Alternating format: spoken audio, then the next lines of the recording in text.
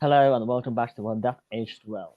This week I'm joined by Annie Whitehead and we're going to discuss about Mercia, rise and fall of a kingdom, which I'm of course holding up here. I want to begin because Mercian history is fascinating, and of course only Anglo Saxon history is fascinating. But I want to begin with the sources, which is especially fascinating in this case because I have almost no internal sources for Mercian history. Most of it's written, like you said in the book, it's written by the enemies of Mercia. So how come do we know why there are so little written sources, and how do you work on a history like Mercian history where there are mostly external and hostile sources for its kingdom?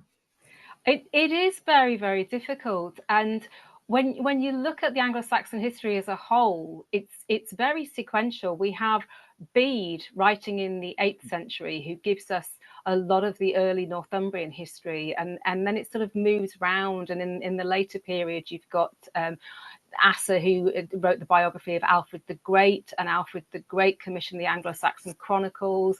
There are a lot of almost contemporary sources, but as you say, none from Mercia.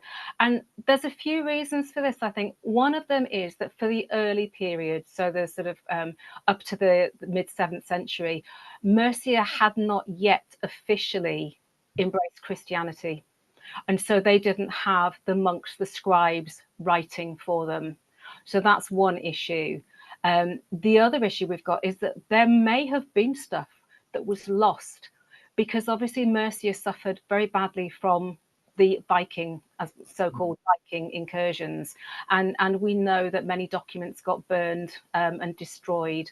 So that might too be an issue. For example, King Offa, probably one of the most famous Mercians of all, sometimes known as Offa the Great, we do know that he wrote or had written his own law codes, but they haven't survived. We only know about them because Alfred the Great of Wessex said that he used some of Offa's laws when he was writing his own. So it's sort of a combination of factors, really. But for the early period, I think it's that lack of Christianity. So you haven't got the monasteries who are writing the books, compared with the likes of Northumbria, where you've got Lindesfarne, obviously a great source of scripts, and the Abbey Whitby that was writing life stories of Pope Gregory, etc. But as far as we know, this wasn't going on in Mercia, and obviously Mercia was, for a lot of its history, very powerful, very dominant, and so what we get of its history is written by its enemies. So you have to sort of really sift through what's there to try and get to the truth, or as close to the truth as is possible, really. So of course the story in Mercia, as you do again in the book, it begins with I'm not sure if king is the right word, maybe more lord is the right word, but Penda, of course, is the beginning of Mercian history. So let's discuss him. And again, like I said, we don't really know much about him either. So there's going to be a lot of that. We really don't know much about this or this person, but there's going to be a lot of that in this episode. But let's begin with Penda and begin with his, rule. Yeah, well, Penda, really quite well known. Yeah, I think probably you're right. I think warlord is probably closer to it, because we don't know even what the structure of the kingdoms was really like at this stage. The what came to be known as the Anglo-Saxon or the English kingdoms was still developing, and how they became bigger at the expense of the British kingdoms that were already there, we're not too sure. Some of them might have entered into alliance, some of them might have been conquered. So it's a little bit of a grey area. But Penda, we don't even know exactly when he came to power, because the sources differ. And there's one source that puts his reign at 30 years and having him succeed when he was 50, which would mean that he was fighting his last battle in his 80s, which we think is probably unlikely. So it's really difficult. Most of what we know about Penda actually comes from Bede, as I mentioned before. And there's two things that we need to remember about Bede, which is, one, he was a Northumbrian, the traditional enemy of Mercia, and two, he was a Christian monk. So he was very much writing a Christian history of Northumbria. So you would think he's not going to look too favourably on a pagan warlord from Mercia attacking his lands. But actually, we do get little glimpses where he actually compliments Penda. And, for example, says that although he himself was a pagan, he didn't mind, he actually tolerated Christian missionaries preaching the gospel in his lands. So where you find what would be a traditional enemy saying essentially nice things about Penda, we have to kind of assume that they'll be true. So again, it's sifting through and finding out, and obviously that most of Penda's history is tied up with his fights with Northumbria. But I tend to see that as self-defense. I don't think he was particularly an aggressor, certainly no more than any of the other kingdoms. But it all goes back to this problem of who is writing the history. And at this time, it isn't the Mercians that's writing that history. So we have to really sift through and pick really carefully, the points that we need out of the other histories. We do know that he exists. He wasn't like some mythical character in a way we know for sure that he existed. I think it's fair to say that he did exist. He's mentioned by more than one source. It's not just Bede that mentions him. And of course, we know about his, and this is the ironic thing, his family became so well revered. So all of his children converted to Christianity, and so many of his children and grandchildren were saints or remembered as saints or founded abbeys, religious institutions. So although he sort of held out till the end, his family certainly embraced Christianity. And of course, then we do start to get more of a written record. Again, not coming out of Mercia necessarily, but we do get more mentions. So, for example, there is a chronicler known as Hugh Candidus who wrote the history of the Abbey of Peterborough, and that was founded by Penda's family. So we do start to get references that we can sort of, cross-reference with what we know, what we think we know about Penda. So he definitely existed, yeah. But patching together the events of his life is tricky. Were Mercia the last pagan outhold in the Anglo-Saxon world? I think yes. What we can't know for sure is what was happening at grassroots level. It may be that although Penda was, he just remained resolutely pagan. And I have to say, I think I kind of admire his lack of hypocrisy, because some of the other kings were, it seems to me, only converting because it was a politically astute thing for them to do. And sort of putting aside their wives and then taking a new Christian wife who happened to be the daughter of a very dominant king. You can see that these are political considerations. So maybe Penda was actually, as I say, less of a hypocrite. But what was going on in his country, we don't know. Bede said that he allowed people to come in and preach. So yeah, he was of all the sort of big hitters at that time, he was the last pagan king. But there was also a complaint that some of the kings who converted to Christianity then later changed their minds and had to be reminded of their conversion under force of arms. And actually, one of Penda's sons, Wulfhere, did that with the king of the South Saxons, who had essentially reneged on his promise to be a Christian. And Wulfhere went and made sure that he changed his mind back again. So yes, I think officially Penda was the last one.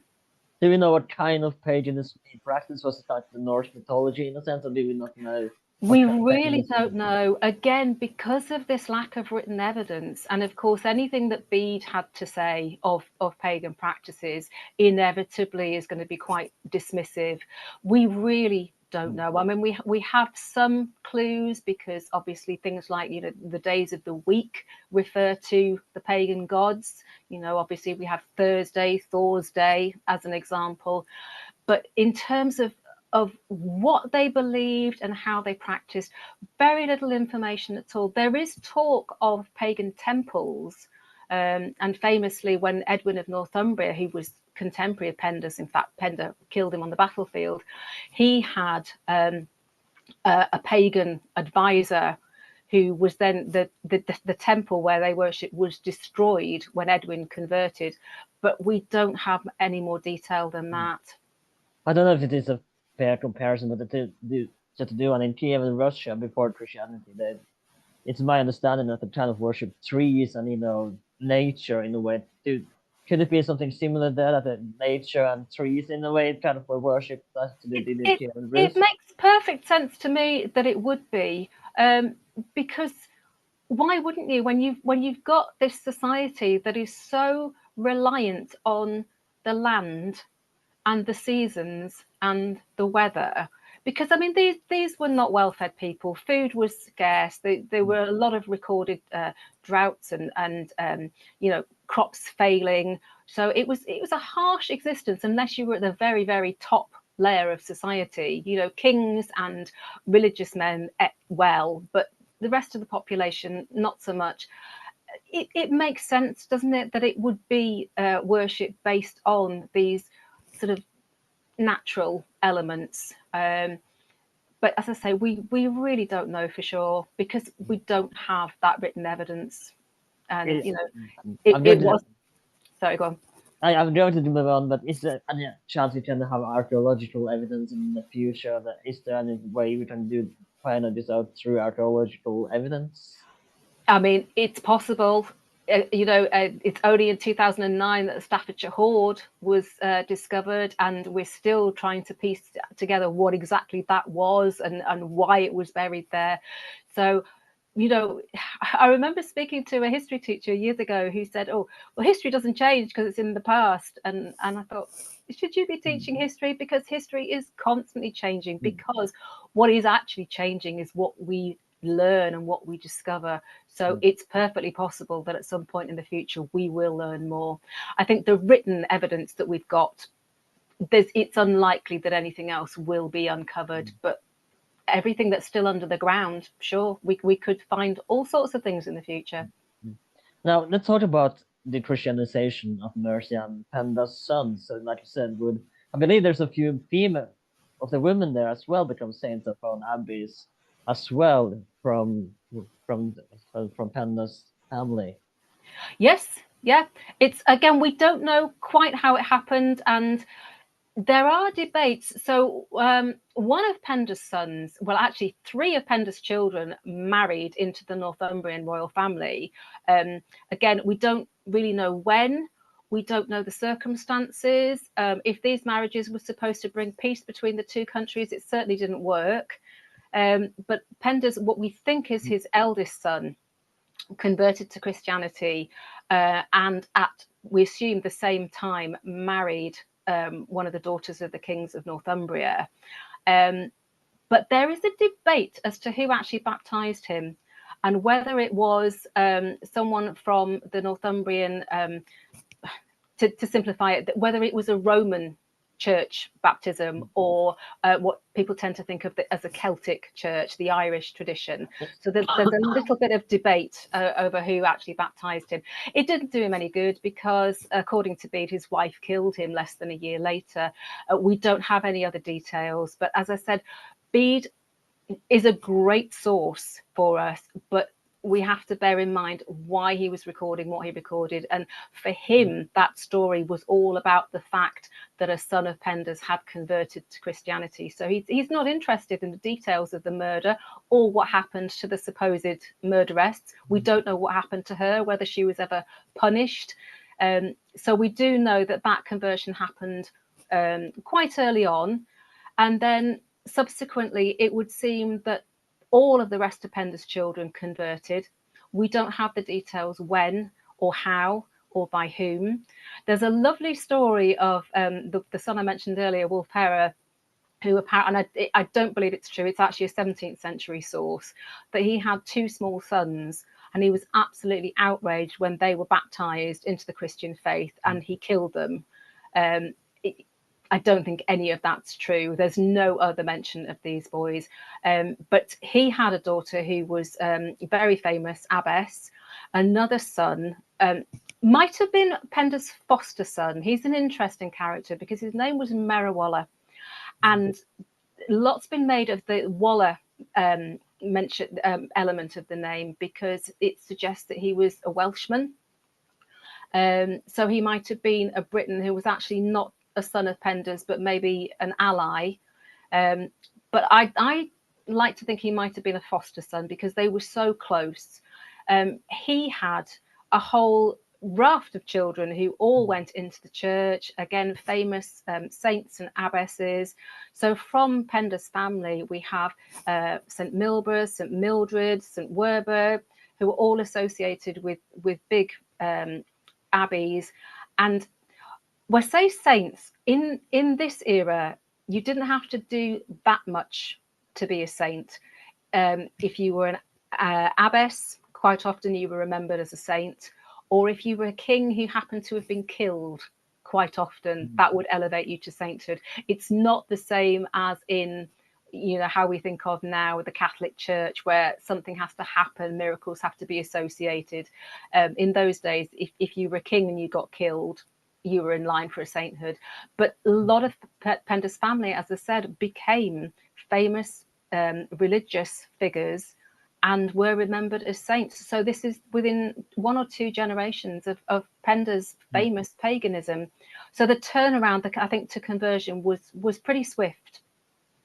I wanted, before I go on to the next topic, I want to talk about, and you can easily Google this and Google images to see a map of this, but I want to talk about the size of Mercia and what kind of surroundings and area where you would consider to be Mercia. It really depends on which period of its history you're talking about. So we think that it originated, the heartlands were either side of the River Trent, and their centres were sort of Repton, which is now in Derbyshire, and Tamworth, which is in Staffordshire. But obviously at this point, when the kingdom was first establishing itself, it was expanding. But at its height, so under the likes of Offa in the late 8th century, it extended from the River Humber in the north right down, basically including the whole of the south of England, excluding Cornwall and I think Devon. But the other kingdoms were still there. So this was an overlordship. And some kings had direct control, some put puppet kings in, but the control was huge. But throughout this entire period, the borders were incredibly flexible and changing all the time, you know, and territory would change hands within generations, within the time span of one reign. So it's very flexible, and it's quite hard to sort of draw definite borderlines. But it at its height, it was absolutely huge, and it was the dominant power under Offa of Mercia, whose son-in-law was at that time the King of Wessex. So even if he wasn't directly controlling these other territories, he had somebody there who was answerable to him. I want to talk. You mentioned that mostly the sources are hostile and enemies, but did written sources kind of change attitude towards Mercia as they became Christians, or did they still remain hostile towards Mercian history? I think they, to a certain extent, remained hostile because, as I said, after Bede, who died in, I think, 731, we sort of moved then south to find the continuous chronicle. And Alfred the Great, as I say, commissioned the Anglo Saxon Chronicle that was, it went back to the earlier centuries, but it was only sort of contemporary from his time onwards. And they had no reason to be particularly overtly friendly towards Mercia because Were they Wessex. considered an expansionist power? Yes. So there are a few reasons I think that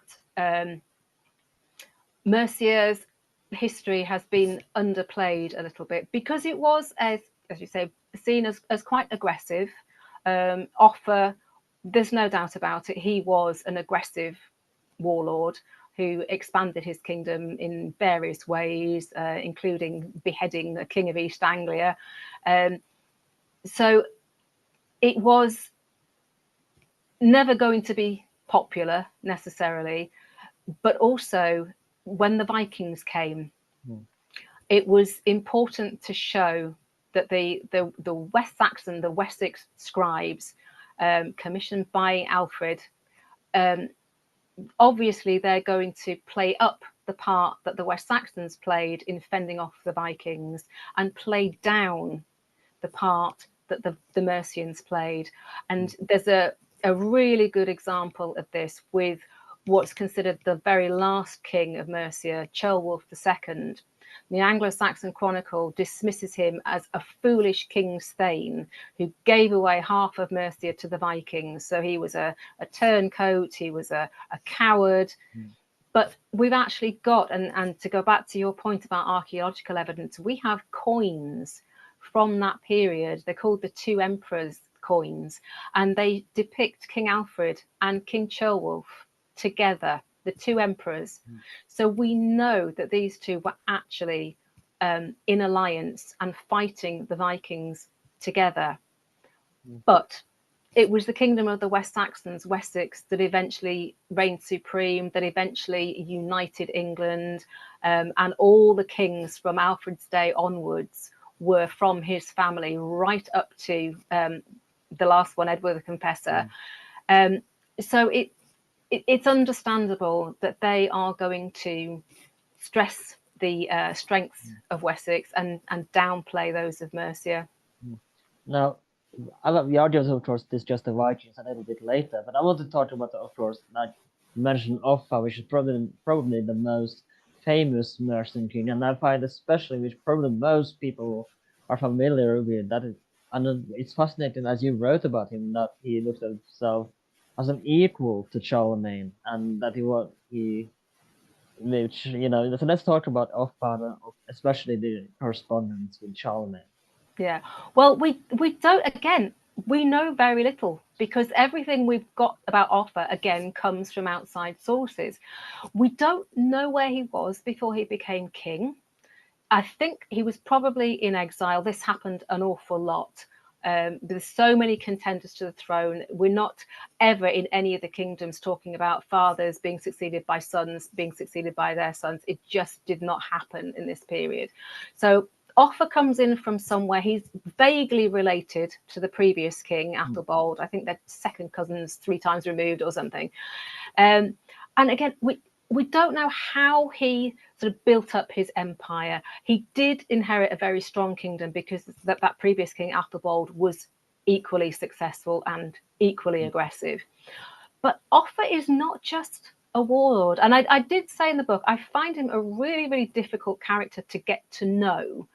But he was so much more than just a warlord. He wasn't just fighting other kings. He was securing alliances. He made very good use of the fact that he had 4 daughters and 3 of them married kings. I think it's 3, maybe 2, I can't quite remember. One of them married the king of Northumbria. One of them married the king of Wessex. I have this theory that that king of Wessex wasn't even a West Saxon. I think he was a Mercian, was sort of a puppet king of Offa's. This is my theory. So he did that. He also, as you say, established this interesting relationship with the Emperor Charlemagne. They corresponded. At one point, Offa suggested a marriage between their children, which was roundly rebuffed by Charlemagne. He was not having that. And you do get the impression that however Offa considered himself to be an equal to Charlemagne, I don't think Charlemagne felt quite the same way. They had massive trade agreements, really important trade agreements, but they also had arguments. They fell out and there were trade embargoes, but we have lovely details of what was actually being sent to and fro.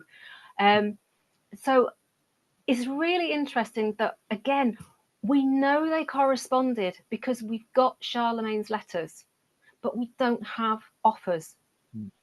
We know that Offa promulgated laws, and as far as we know, he would have been the first Mercian king to do so. And yet they don't survive. We don't have any Mercian laws that survive. There must have been some, but we don't have them. Alfred the Great, as I said that he'd incorporated some of Offa's laws into his own, but they haven't survived. He also used a previous West Saxon king's laws into his own. They have survived. Now, whether that was an accident or whether it was deliberate, I don't know. We'll never know. But Offa, yet so much more than just a sort of barbarian warlord. He was fighting. We don't have necessarily all the details, but there are hints. Alcuin, he was actually a Northumbrian, but he was living in Charlemagne's court, and he was a prolific letter writer. And he wrote quite often and sort of hinted. For example, Offa's son didn't survive very long, and Alcuin suggested that he died for the sins of his father. And he would write and say, "You know very well how much blood has been spilt."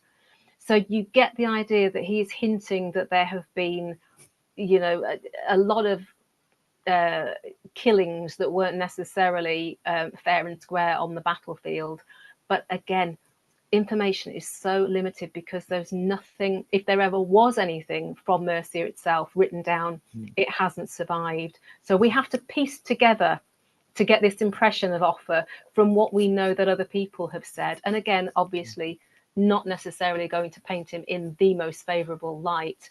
But the relationship with Charlemagne is really interesting because, if nothing else, it shows that this is not a country in isolation.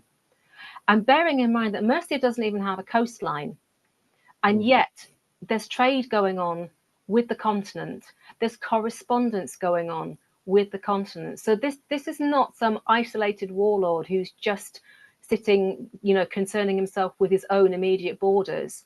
He considers himself to be a player on, if not the world stage, then at least the European stage. So his ambition is quite something. Do we have any surviving coinage from Offa's time? Yes, we do, and it's remarkably similar to Charlemagne's coinage, actually. So he's obviously seeing himself as an emperor, and why would he not when he's got control of virtually the whole of what we now think of as England? Interestingly, and I love this about Offa, is that his wife, Queen Cynethryth, also had her own coinage, and until archaeology proves otherwise, she's the only queen that we know of from this period that had her own coinage. We wonder why. A friend of mine, the historian Vanessa King, has come up with a really convincing theory that she might have actually been controlling Kent for Offa. So just to see how his son-in-law in Wessex, controlling Wessex for him, Cynethryth herself might actually have been looking after Kent, looking after Offa's interests in Kent.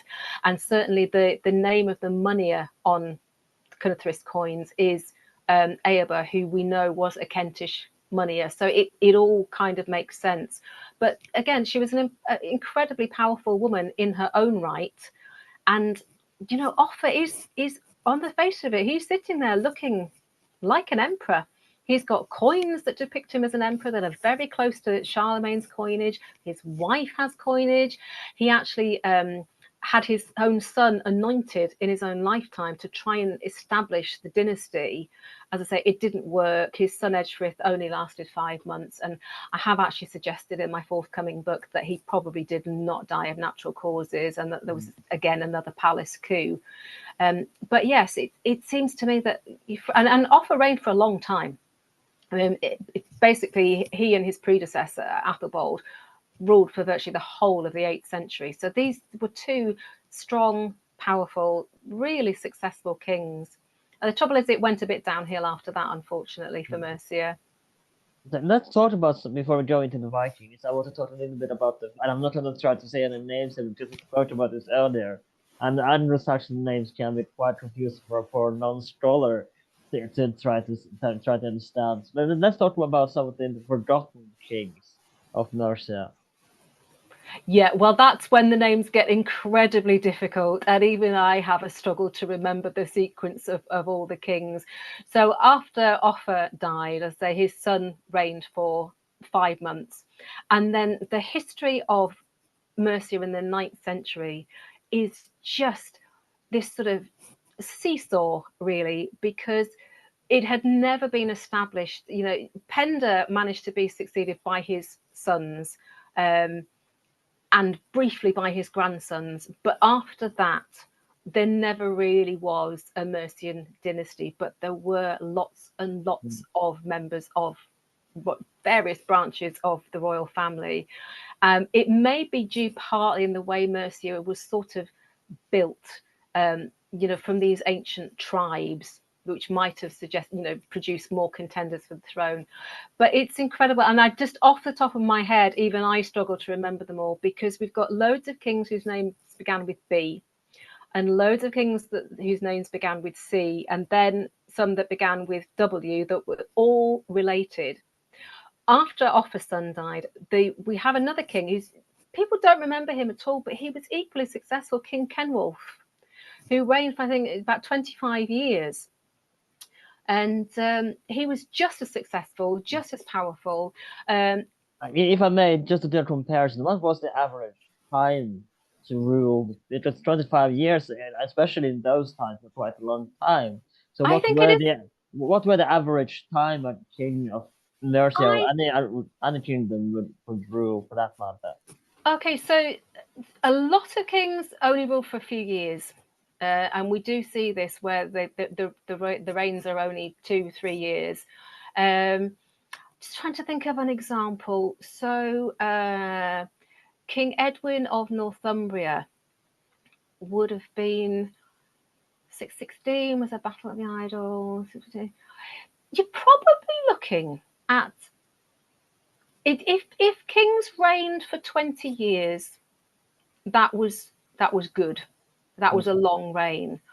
Offa and Athelbald are really unusual. Sort of 41 years in one of those cases. It is an incredibly long time. Yeah. I can't think of any others off the top of my head that reigned for that long.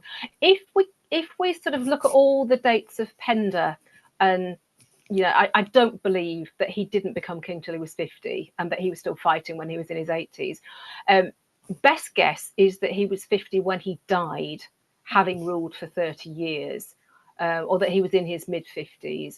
That is always deemed to be a long, successful reign. So anything beyond 25, 30 years is really good and quite unusual, especially as there were so many coups and takeovers and battles, because this is still a very, very warlike society. It's kind of amazing that Mercia didn't fall apart, really, with all the coups and assassinations going on. Well, I mean, it did in the 9th century. Yeah. But I think with all of these kingdoms, and this wasn't just happening in Mercia, the history of Northumbria in the 8th century is equally bad. It's just a succession of coups, murders, fights, people usurping the throne, people being abducted and forcibly tonsured so that they become monks, which means that they don't have any right to be the king, and it's equally complicated, and the names are equally difficult to remember. So it happened in all the kingdoms at various times. It happened in Wessex, the kingdom of the West Saxons, a little bit earlier. I think the difference is where you get a really, really strong king, and importantly has a good foreign policy. That has, because it's not just about gaining control. The more territory you have, the wealthier your people become, because you've either got access to that country's resources, or you're taxing them in the form of tribute, and that tribute in this period is more likely to be in cattle than coin. So strong, aggressive kings tend to be more successful, because they're not going to be so susceptible to internal takeovers because they're going to be popular with their own people. But as I say, after Offa, it did all fall apart. And then we have King Kenmorth ruling for, I think it's 25 years. And then in really, really quick succession, the B and the C and the W kings, and an awful lot of murders, including young people being killed. It's like a young soap opera, isn't it? It is very much so. And one young lad, Wigstan, or St. Wiston, was murdered.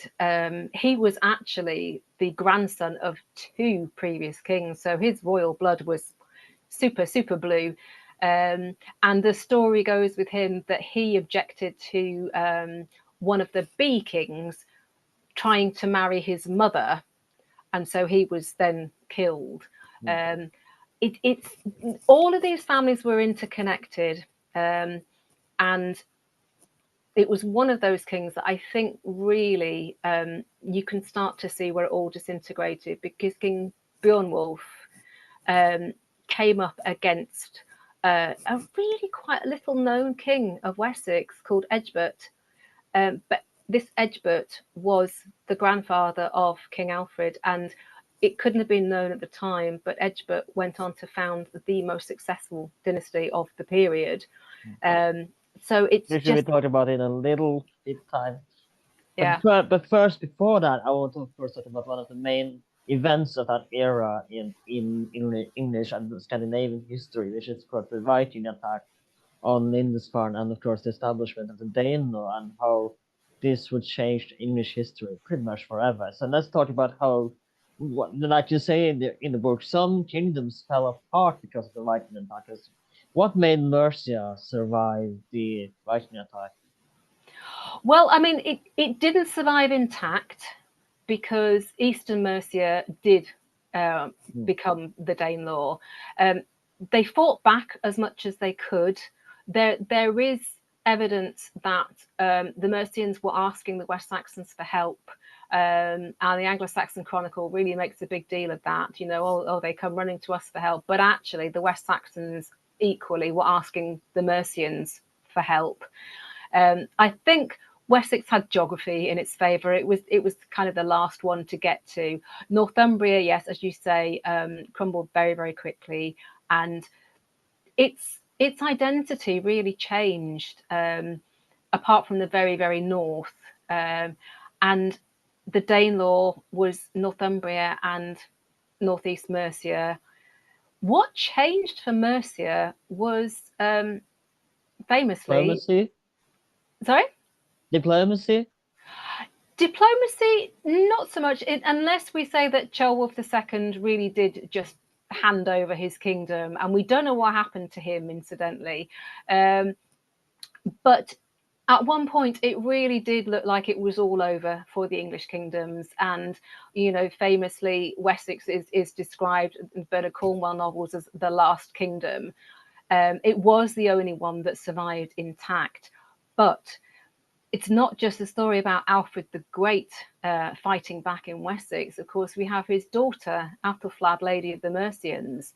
Her husband, actually, was incredibly active. And long before Athelflaed got involved, her husband, and again, very similar name, Athelred, was fighting with Alfred, and later on Alfred's son, Edward. And the three of them were fighting together in a really well coordinated attack. Unfortunately, Athelred fell ill, and this is when Lady Athelflaed took over. And by then Alfred had died, and she and her brother fought an incredibly strategically clever campaign. So this campaign of borough building fortified towns. When you look on the map, because these were all recorded by the Anglo-Saxon Chronicle, where they built these boroughs and when, and you can see that they were really acting in formation. I plotted it all out on a map not so long ago, and you can see how she went up in one direction, he went up in the other, and they met in the middle, and they were helping each other. So while one was fighting, one was building, and then the other was building while the other was fighting, and just gradually they managed to push back. And at the point when she died, the Kingdom of York had actually come down and asked for her help, which I'm sure she would have been prepared to give, but unfortunately she died at, well, not a particularly young age for that period. I think she was probably in her 50s.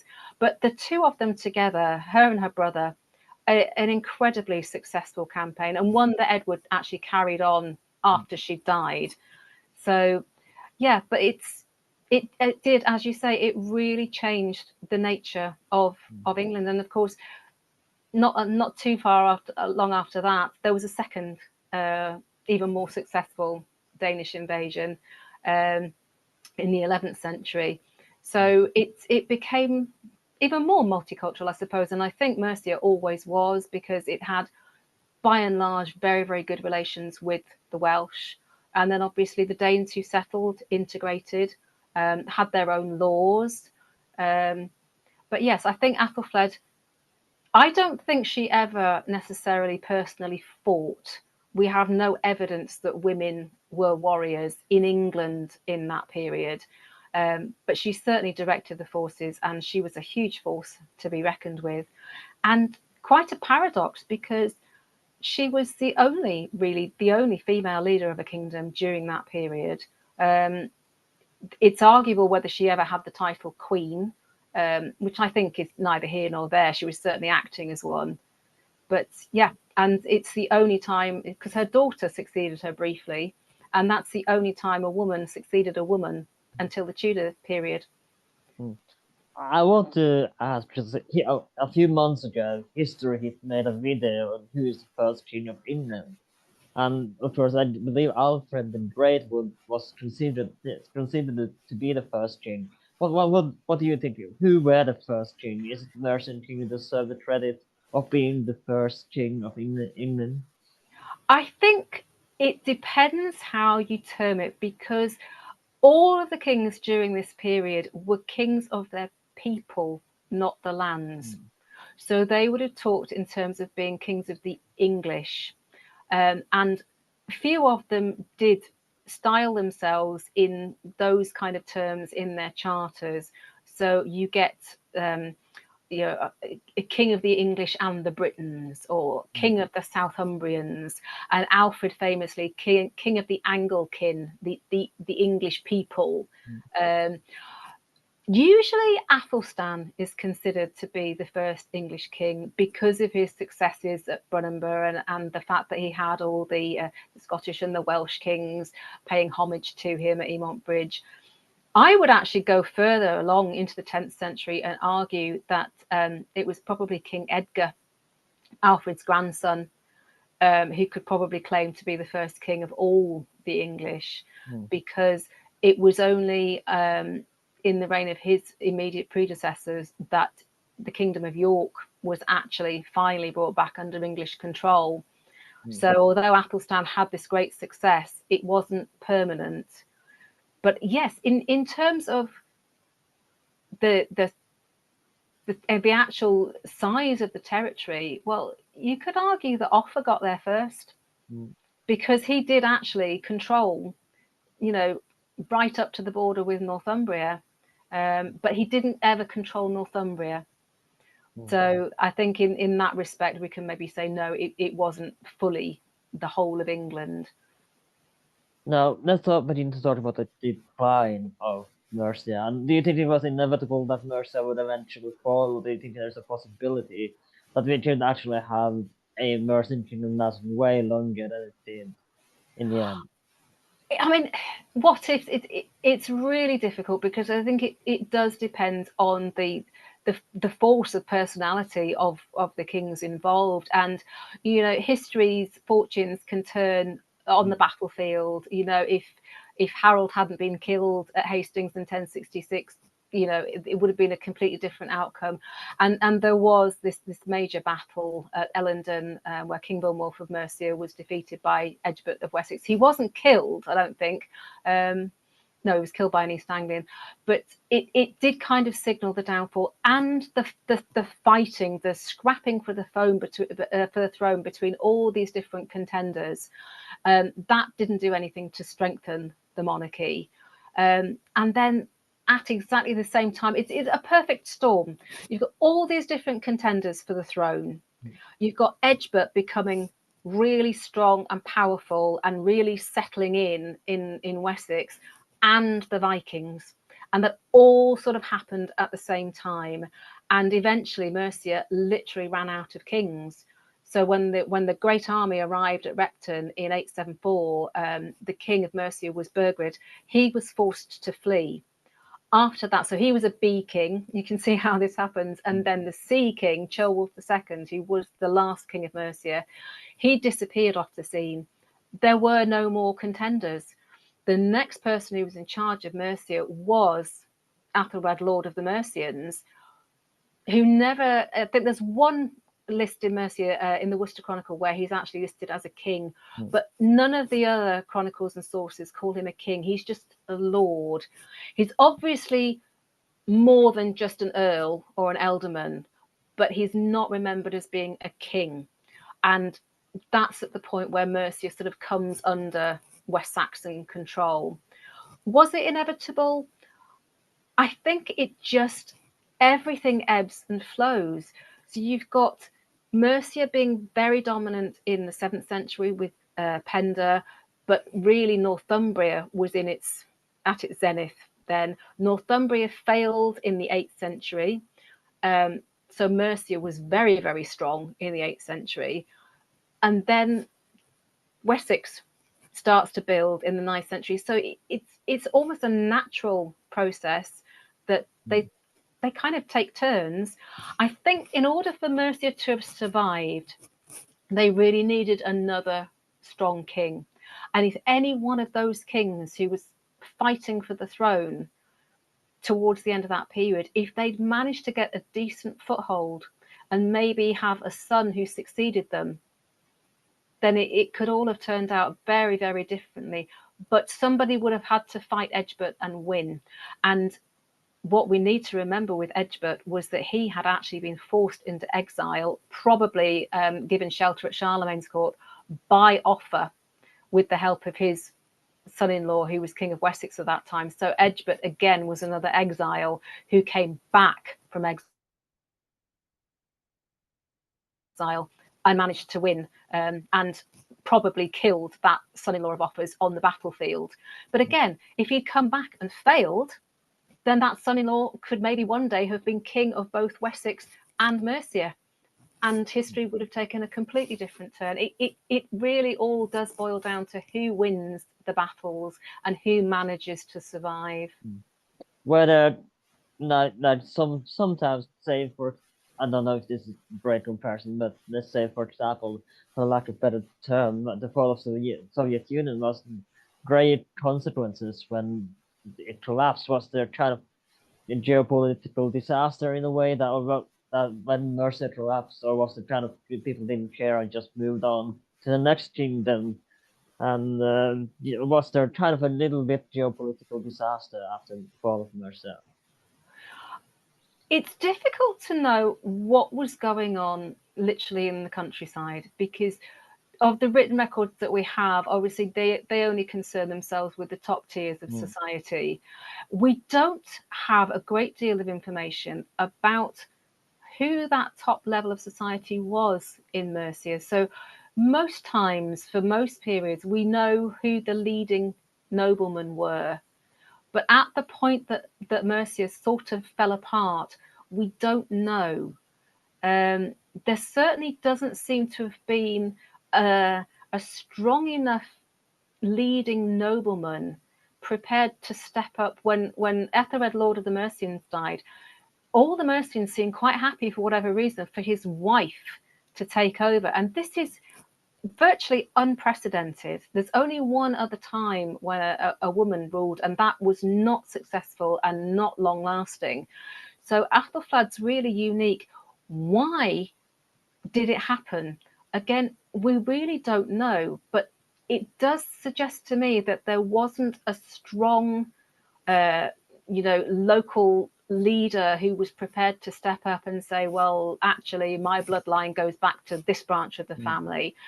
So it's frustrating that we don't know more about all the personalities involved, because a man might have stepped up, and they didn't. And that's really interesting that at that point the Mercians were quite prepared to be led by a woman, and it didn't happen again for a long, long time. I mean, you've only got to look at the struggles that Empress Matilda had when she tried to assert her right to inherit from her father, Henry I, and the noblemen just wouldn't have it. They just couldn't accept this idea of being ruled by a woman. So it's fascinating. I don't really fully understand why it happened. I mean, it's fantastic that it did. It's so interesting, but we just don't have enough information to know who all the key players were, to find out what was really going on. The important thing we have to remember about Mercia is that even to this day, it is the industrial heartland of England. And back in that period, it did have important industry. There were a lot of salt works, for example, in Mercia that were incredibly important. But it just became part of Wessex, came under West Saxon control, but not fully. So Mercia always had this strong independent streak, which we can see because Athelstan was brought up by Lady Athelflaed, and he eventually became King of England, but not immediately. He was only King of Mercia. And there's a couple of times in the 10th century where the Mercian Council, we don't know necessarily the individuals, but they voted for a different king from the West Saxons. So they were still clearly not prepared to fully give up their independence. And I think Athelstan was accepted as a king in Mercia because he was well known to the Mercians and he'd been fighting alongside Lady Athelflaed. His half brother was initially king in Wessex, not for long. And again, I think there was a little bit of unlawful killing involved because he left the scene very quickly, and Athelstan then became king of both kingdoms. Later on in the 10th century, there was a bit of a split where there were two young boys. One inherited Wessex, and for a time, his brother was declared king of the Mercians and the Northumbrians. So there was still this sort of north-south divide. Even in the mid-10th century, the Mercians were still trying to establish not necessarily full independence, but certainly retaining a separate identity.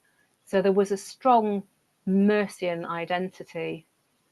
It seems, though, that Mercia was the most successful Anglo-Saxon kingdom, because it lasted so long and it outlasted most of the kingdoms during the Viking attack, only to fall for the lack of succession. So it seems that it was one of the most successful kingdoms in the Anglo-Saxon world. I think it was. And I think although they all sort of took a turn at the supremacy, we talk about the supremacy of Wessex, the supremacy of Northumbria, the supremacy of Mercia, but I think overall Mercian supremacy lasted much longer and was more successful. But again, I think it does boil down to personalities involved, and it is interesting that people might not know a lot about Mercia, but they will have heard of the Mercian characters who were most people have heard of Offa, they've heard of Penda, everybody's surely heard of the Lady of the Mercians. I could rattle off a load of names of Northumbrian kings in the 8th century, and most people would not have heard of them. If I say King Alred or King Eardwulf, who's heard of them? But King of the Who? Yeah, but people know Offa, people know Lady Godiva, and she was part of a family that was incredibly influential after Mercia stopped being a kingdom. Her family was still, really, really powerful and influential. And again, if it weren't for the way these battles turn, her extended family would have been the ancestors of the royal family, because one of the members of that family married Harold Godwinson and was rumoured to have had his child. So if he'd lived, then there would have been a half Mercian on the throne after that. I think we're going to round it off there. Thank you coming. It's a great pleasure to talk with you. Of course, before I go, do you have anything you want to promote? When is your new book when you have out? And It's of course, where can people buy this one if they want to learn more about immersion in history? Because we have on the tip, touched the tip of the iceberg, of course. yeah. Where do you have any social media you want to share in the description or any other links you want to share? Yeah, so you can buy Mercia in most bookshops and obviously on all the online stores. The new book, Murder in Anglo Saxon England. So that's I've chronicled Mm. all the recorded murders and some that weren't recorded that I think If were you like to do murders. murder mystery, you should definitely Yes, buy yeah. that one. So that will be out in February. Mm. And it is actually up for pre-order now on the Amberley website and on that famous online store. And anybody can find me on Facebook, Instagram, Twitter. If you just search for Annie Whitehead Author, you should find me. And my website is anniewhiteheadauthor.co.uk.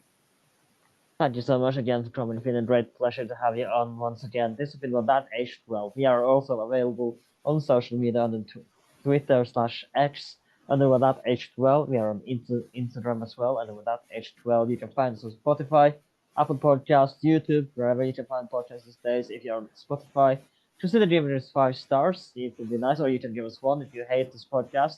It's a free world, at least on this side of the globe, and if you are on Apple Podcast, please consider writing a review. I would really appreciate it. This has been With That Age 12. My name is Adam, and I'll see you next time.